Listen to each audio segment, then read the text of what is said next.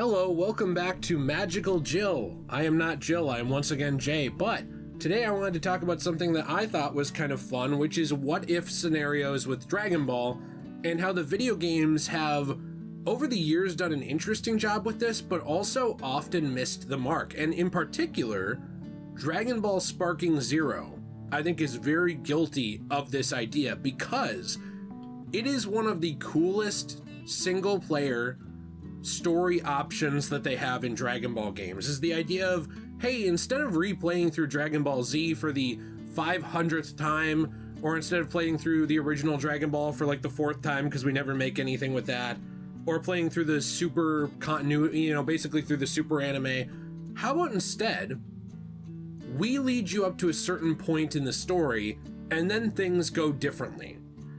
For example, maybe Goku is able to get back, more quickly from the other world, and he's actually able to get back to Earth and fight the Saiyans, Nappa and Vegeta, without all of his friends dying. An example like that. And yet it seems like almost all of the what-if scenarios in Dragon Ball Sparking, or at least over half of them, end pretty much exactly the same way as just the canon story. They end almost the exact same way as the story unfolds in the Dragon Ball anime, or even in some cases just in the manga. So I wanted to take a look at this idea and how it is probably the biggest missed opportunity in Dragon Ball Sparking Zero, but also one of the biggest elements of untapped potential in Dragon Ball video games as a whole. There have been a few interesting ones over the years that we will cover, but in general, it's something that they do not take good enough advantage of. So I do have a question of the day for you, which is there a what-if scenario? Maybe it's something like Dragon Ball GT Goku fighting someone from the Super anime, or maybe it's something like, Frieza not blowing up a specific planet, anything like that. Is there something like that you would love to see explored in a video game, and what would it be? In what way would you want to see that explored? I'm really interested to read those down below, and I know Jill will be too. Now here's the thing. Over the years, there have been a handful of very interesting what-if scenarios from not only Sparking Zero, but also from games before. I don't remember. It was either in one of the Budokai games or the Budokai Tenkaichi, I believe, games. But there was one even, for example, where Spike the Devil Man from the Fortune Teller Baba arc all the way back in the original Dragon Ball was using the Devil Might Beam on villains from the Dragon Ball anime. That's interesting, because that's one of those moves that basically it would cause any evil in the heart of a villain to be amplified and then destroy them from the inside, even working on almost all mortal beings, just with Goku having no real evil in his heart, so it didn't work on him, right? But it was a really interesting idea, like, hey, what if this original Dragon Ball villain was able to get a shot off of this on one of the main villains of Z? That's actually interesting, right? That's something very out of left field, it's very out of pocket, it's not something you'd normally see explored, and so to actually see a storyline like that is kind of what I'm talking about, where you have these very unique worlds and very, very fascinating characters, and the question of what if things went differently, it's one of the biggest elements I think could separate your video games from your anime. Because right now, what's going on, and I think Sparking Zero was very, very guilty of this, Dragon Ball games want to often play it safe. What they often want to do is they want to pull in characters from maybe the movies or maybe GT, and they maybe want to use them on a roster in Free Fight, but they don't want to have to incorporate those characters into the story.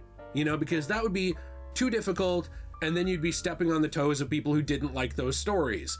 So you try to kind of have your cake and eat it too. You don't use those characters very much at all, again, except in maybe free fighting, like just a, 1v1 or a player versus CPU. And so because of that, you're already limiting your story by only being willing to pull from Dragon Ball, which is very rarely used, Dragon Ball Super, and Dragon Ball Z. And then of course as well now, there is some push to pull from Dragon Ball Daima, with some of the games doing that, because it was one of the last works of Akira Toriyama. But in general, you're already kind of limiting what stories you can tell by refusing to pull from these other series or other movies or different things like that. And then on top of that, you're refusing to even branch out from what you can pull from and actually tell an interesting what if scenario. Now, there were a few that were interesting, especially regarding things like Vegeta or maybe the training of Gohan. Those were some interesting ones in Sparking Zero, but most of them just lead to the same point. And I actually did make a list with Jill of some that we thought could be interesting to explore. I believe one of these might have been explored already. I don't remember, but here's an example. Like, what if Mr. Satan hadn't befriended Boo? You know, that right there would change the entire ending of Dragon Ball Z. That would change the entire final season of the show, essentially, but also just that entire arc. It's like, what would happen to Boo? Would Boo destroy the entire universe? Would he have never split? Does that mean that the Saiyans and the Earthlings would have been able to actually just beat him, and he wouldn't have been able to destroy the universe because he would have been able to be beaten without splitting, and Kid Boo never would have been born? Which obviously then, you know, if you tied in something like GT, even though it's separate, kind of like a branch timeline, that's going to change that completely. But also even questions like, what if Kami and Piccolo had merged together much earlier? What would have happened? You know, they would have been able to wipe the floor with some of the series villains, because obviously you have characters like Cell, who, you know, Piccolo, having merged with Kami, was able to hold his own against, but then he could have beaten Frieza right there. You know, or what if Trunks had shown up earlier? What if Trunks had shown up on Namek? What would have happened to Goku? Would Goku have still gone off and trained in space, or would he have never learned instant transmission? These are interesting things that could branch timelines and actually proceed to more unique story elements or story chapters.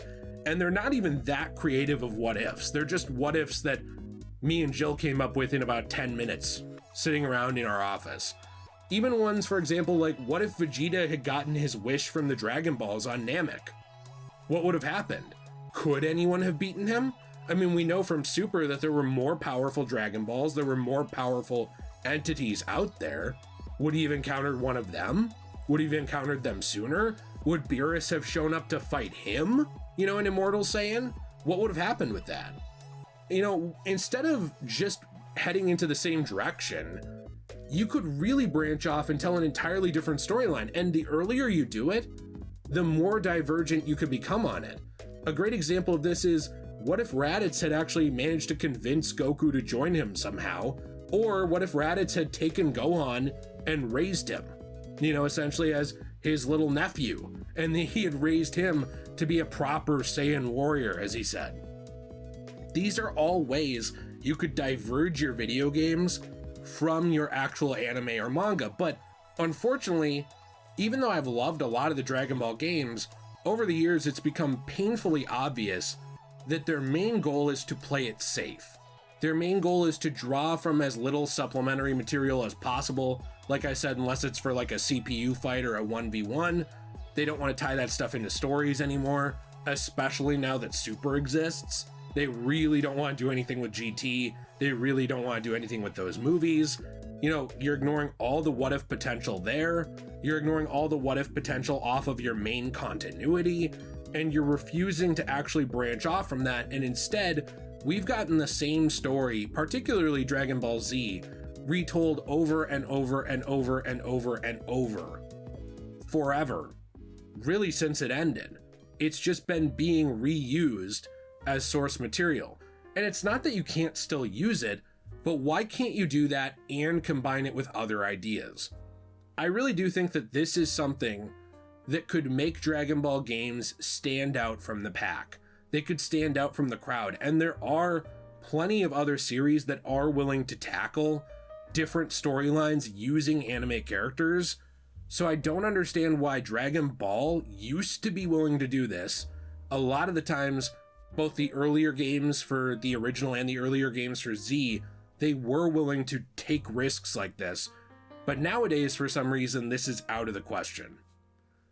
Let me know what you think in the comments down below. If you enjoyed this video, you want to leave a like and subscribe for the Magical Jill channel. We appreciate it very much. We post all kinds of stuff here from Pokemon stuff, Pal World, Dragon Ball, Sailor Moon is a big one we cover, Full Metal Alchemist. So basically a lot of stuff that's kind of from or inspired by manga and anime we love talking about here.